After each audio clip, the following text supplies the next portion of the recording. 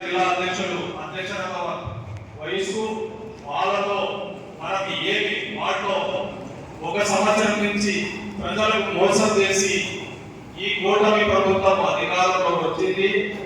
ఈ సంవత్సరంలో ఏమేమి సంక్షేమ పథకాలు మన వార్డుకు సంబంధించిన మన బూత్ లో ఉన్న ప్రజలకు ఏమి సంక్షేమ పథకాలు అందినాయి అనే ఆ విషయంలో ఈ రోజు మనము ఈ 12 వార్డుల అందరం కలిసి ఈ రోజు ఈ విస్తృత స్థాయి సమావేశం చేస్తున్నాం. ఎందుకంటే పాపుల్సిటీ కోసం గ్యారంటీ అనే నినాదంతో మనం ఒక క్యూఆర్ కోడ్ స్కాన్ చేసి ప్రజలకు మనం తెలిపాం.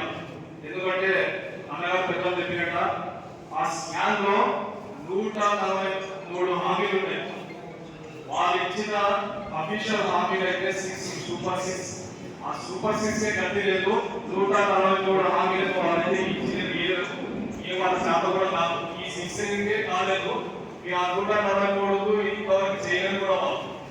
అదేవిధంగా వాళ్ళు ఇచ్చిన మెయిన్ సూపర్ 6 హామీలలో మనము ప్రజల దగ్గరికి పోయి ఎవరికి ఏ సంక్షేమ పథకాలు అందినాయి మనం అదే గత ప్రభుత్వంలో జగనన్న ప్రభుత్వంలో 5 ఏళ్ళు ప్రతి సంక్షేమ పథకంలో ప్రతి ప్రజలకు ప్రతి గడప గడప ప్రతి ఇంటికి సంక్షేమ పథకాలు ఏ విధంగా అందాయో అదే విధంగా మనం ఆనాడు గడప గడపకెళ్ళి ఎవరికి ఏం సమస్యలు ఉంటాయి ఎవరికి ఏం అందలేదు అనే విషయం మనం అందరం క్లుప్తంగా గత 5 ఏళ్లలో మనం ఏ విధంగా సంక్షేమ పథకాలు అందినాయని మనం దగ్గర ఉండి ప్రజలకు ఎంతో సేవ చేశాము.